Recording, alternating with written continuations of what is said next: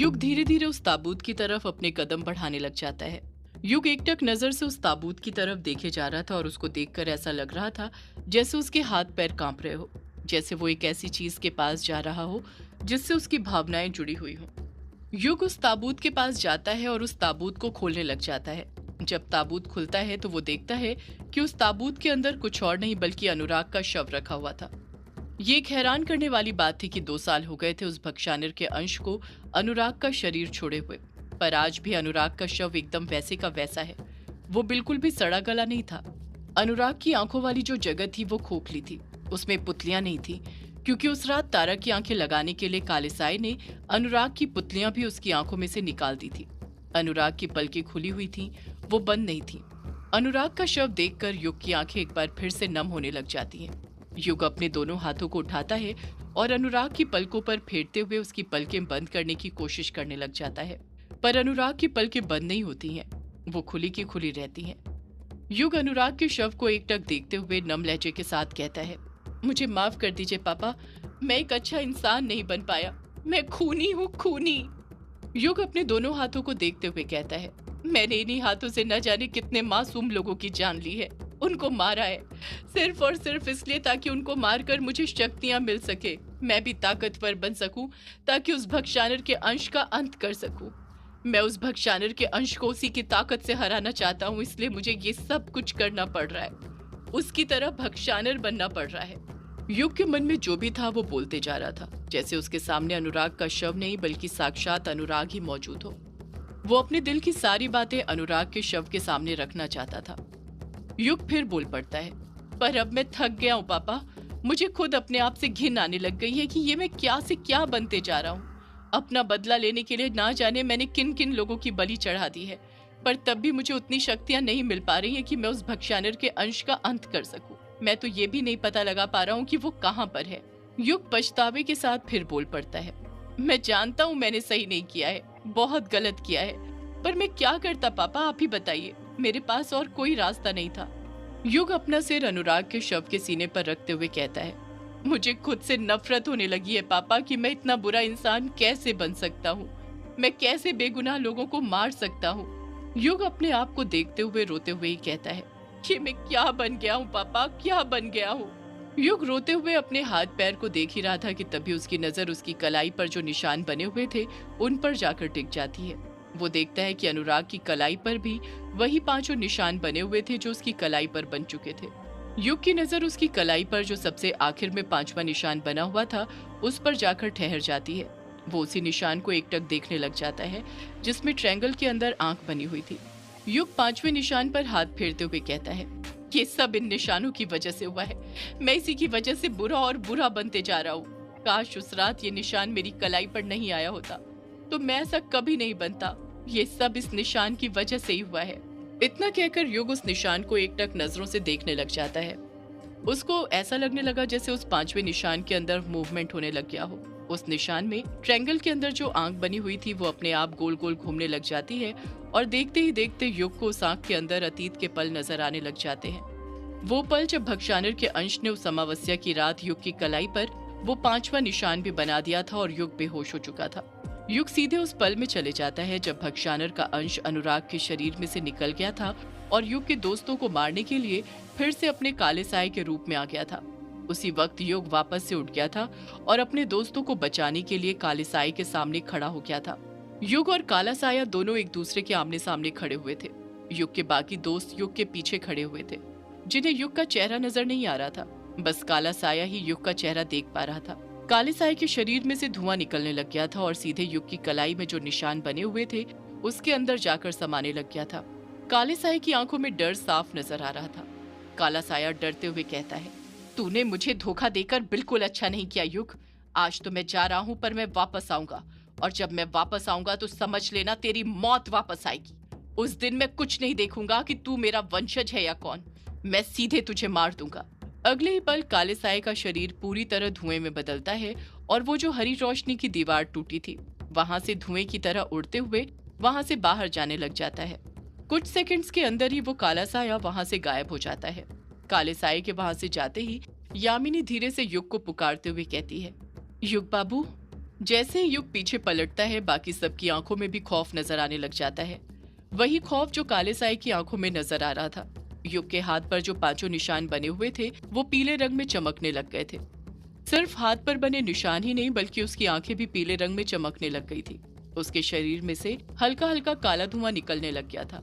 Yamini, Diana, Abhimanyu और कछुआ सब युग को देखकर शॉक्ड हो गए थे, जैसे युग वो बन गया हो जो उसे नहीं बनना चाहिए था। युग को देखकर वो सब एक साथ खुद ब खुद डरते हुए बोल पड़ते हैं, भक्षानर। युग भी एकटक नजरों से अपने दोस्तों की तरफ ही देखते रहता है। डायना फिर बोल पड़ती है, भक्षानर, ये तो भक्षानर है। यामिनी नाम में अपना सिर हिलाते हुए हड़बड़ाहट के साथ कहती है, नहीं नहीं, ये भक्षानर नहीं है, ये मेरे युग बाबू हैं। इतना कहकर यामिनी भागते हुए युग के पास जाने लग जाती है। अभिमन्यु भी अपने कदम आगे बढ़ाने ही वाला था कि उसी वक्त डायना अभिमन्यु का हाथ पकड़ लेती है और नाम में अपना सिर हिलाते हुए उसे वहां जाने से मना कर देती है। अभिमन्यु की भी समझ नहीं आता वो क्या करे, इसलिए वो जहां पर था वहीं पर रुक जाता है। यामिनी युग के पास पहुंचते ही हड़बड़ाहट के साथ उससे बोल पड़ती है, युग बाबू आप ठीक तो है ना? युग कुछ जवाब नहीं देता है, जैसे वो किसी और ही ख्याल में खोया हुआ हो, जैसे वो वहां पर होकर भी वहां पर मौजूद ना हो। उसकी आंखें और कलाई पर बने निशान अभी भी पीली रोशनी के साथ चमके जा रहे थे।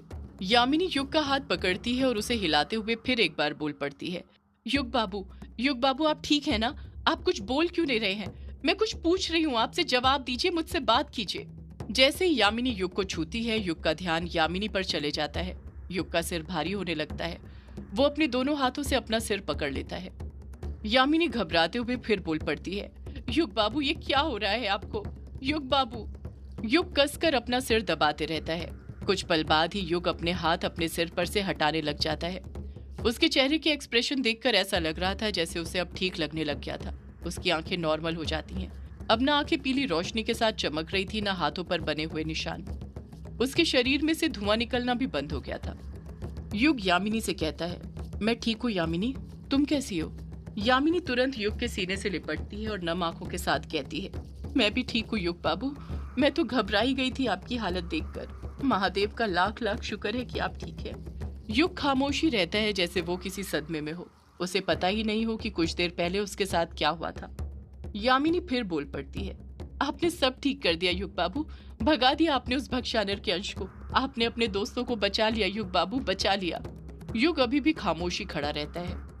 यामिनी एक लंबी आह भरते हुए कहती है, अब सब ठीक है युग बाबू, अगर वो काला पोशाक वाला आदमी सही वक्त पर नहीं आया होता तो अब तक तो सब खत्म हो चुका था। युग हैरानी के साथ कहता है, क्या कहा यामिनी तुमने? काला पोशाक वाला आदमी? यामिनी हाँ में सिर हिलाते हुए कहती है, हाँ युग बाबू, वही काला पोशाक वाला आदमी जिसने उस रात घाट पर मुझे आपसे जुदा किया था। मुझे तो लगता था कि वो बुरा इंसान है, पर शायद मैं गलत थी।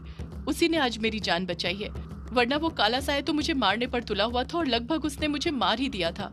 युग झट से पलट कर कहता है, वो काला पोशाक वाला आदमी कहाँ पर है यामिनी? यामिनी अपने हाथ से उस तरफ इशारा करने लग जाती है जहाँ पर उस भक्षानर के अंश ने अपना एक हाथ उस काले पोशाक वाले आदमी को मारा था और वो दूर जाकर गिर गया था।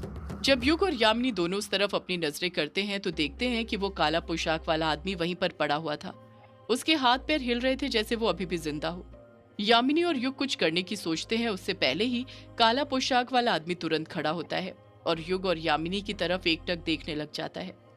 यामिनी और युग भी उसकी तरफ देखने लग जाते हैं। काला पोशाक वाला आदमी अगले ही पल वज्र की मदद से स्थानांतरण द्वार बनाता है और उसके अंदर कूदकर वहां से गायब हो जाता है। ये सब इतनी जल्दी में होता है कि यामिनी और युग कुछ नहीं कर पाते हैं।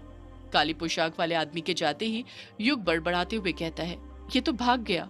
यामिनी भी बड़बड़ाते हुए कहती है, ये आखिर था कौन जिसने मुझे मारने की कोशिश भी की थी और अब मेरी जान भी बचाई?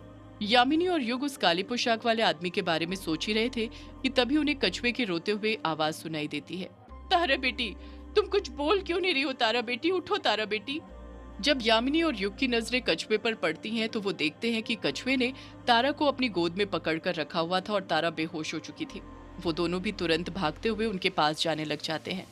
यामिनी कछुए से पूछती है, क्या हुआ तारा को? कछुआ रोते हुए कहता है, पता नहीं क्या हुआ मेरी तारा बेटी को, वो उठ ही नहीं रही है। यामिनी फुर्ती के साथ तारा की नब्ज चेक करने लग जाती है और अगले ही पल बोल पड़ती है, तारा की नब्ज चल रही है, घबराने की बात नहीं है, बस हमें अब जल्द से जल्द तारा को कार्तिक पुजारी जी के पास लेकर जाना होगा। कछुआ हड़बड़ाहट के साथ कहता है, हाँ हाँ यामिनी जल्दी चलो।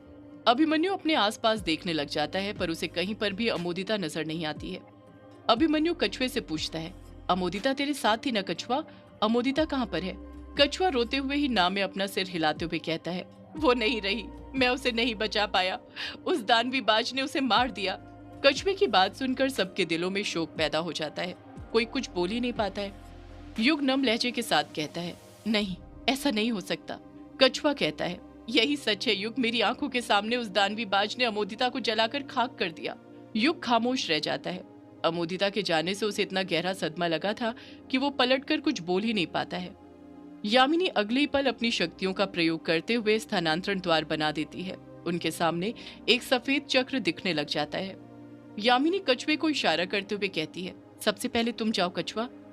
कछुआ तुरंत तारा को लेकर उठता है और स्थानांतरण द्वार के अंदर कूद जाता है। डायना ने अभी भी अभिमन्यु का हाथ पकड़कर रखा हुआ था। वो चक्र के पास अपने कदम आगे बढ़ाने लग जाती है, जिस कारण अभिमन्यु को भी अपने कदम आगे बढ़ाने पड़ जाते हैं।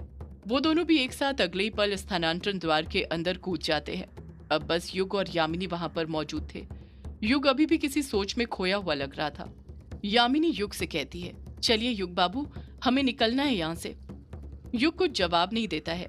यामिनी युग का हाथ पकड़ते हुए कहती है, युग बाबू मैं कुछ कह रही हूँ, कहाँ खोए हुए हैं आप, चलिए यहाँ से। युग झट से अपने हाथ को झटकाते हुए यामिनी से अपना हाथ छुड़ाते हुए कहता है, अभी नहीं यामिनी, हम ऐसे नहीं जा सकते। यामिनी हैरानी के साथ कहती है, ऐसे नहीं जा सकते मतलब युग बाबू? युग पलट कर कहता है, हम कुछ भूल रहे हैं यामिनी। यामिनी कहती है, क्या भूल रहे हैं युग बाबू? सदियों से है पुरानी ये है यक्षिणी की कहानी। यक्षिणी एक आग है, यक्षिणी तेरा ख्वाब है।